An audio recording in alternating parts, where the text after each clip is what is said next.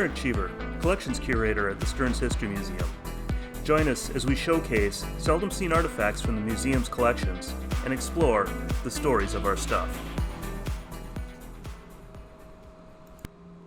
And now, the moment you've all been waiting for, the award for the most requested artifact. To announce this year's nominees, please welcome Stearns Museum curators Caitlin Carlson and Eric Cheever.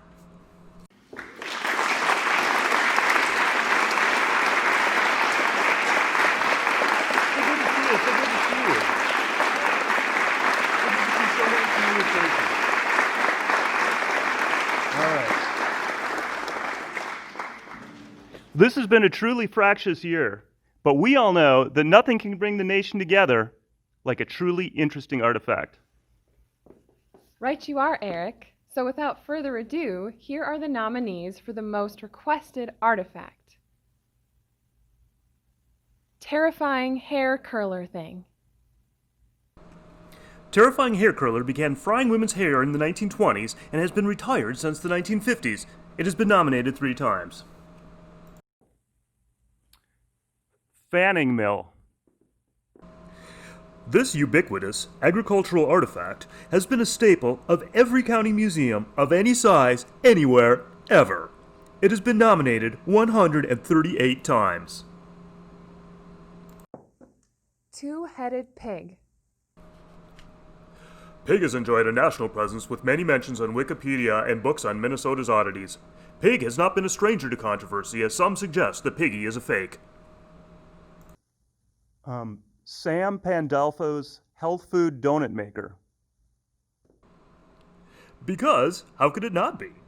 This is the first nomination for donut maker. And the 2020 Museum-y goes to...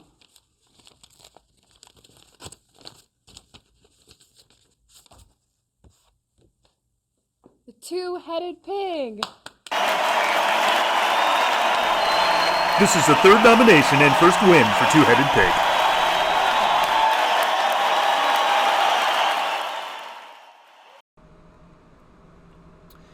Every museum has it.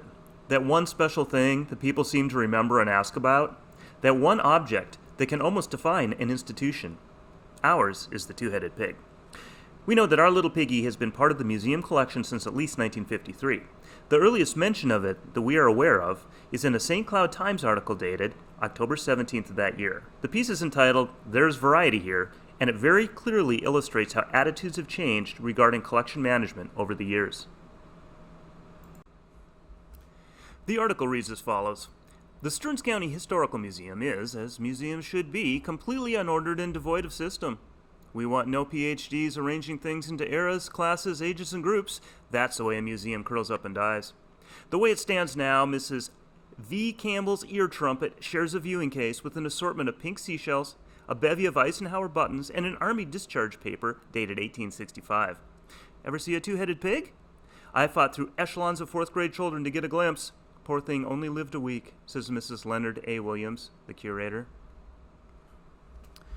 At that time, the object was more important than the story, and consequently we have little information on the pig's origin. We do know, though, that Piggy is definitely one of, if not our most requested artifact. It can also be found in a number of Minnesota travel guides, and is referenced in a Wikipedia article on polycephaly.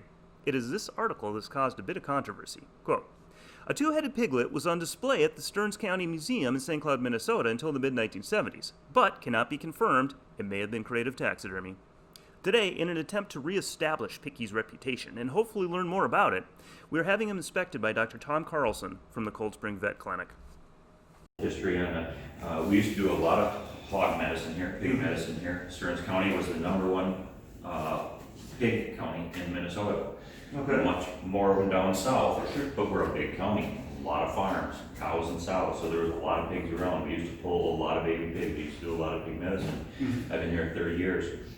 And now our pig, it just dove off. The price went down in the 90s and everybody got out of pigs. The only pig farms now are big industrial production. So we used to probably see stuff like this.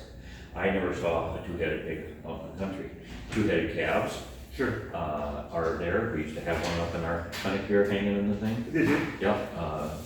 dairy farmer up in St. Stephen had one. There's one at the Stearns County Fair. David Friskella had one mounted, full mount. And I pulled one two-headed calf in my life. About 5-6 years ago, the farmer called up and said, I think I have a two-headed calf. So that happens. With pigs, they have a lot more babies.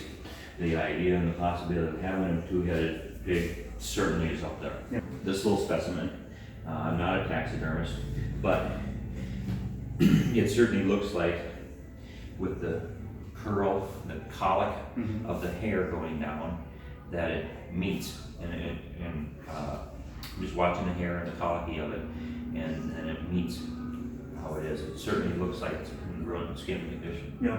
It really does. That's the top. That's what we see. And it's just such a perfect congruent thing, and it goes into a nice colic there, and it goes into one. Sure. I would definitely say it's real. Yeah.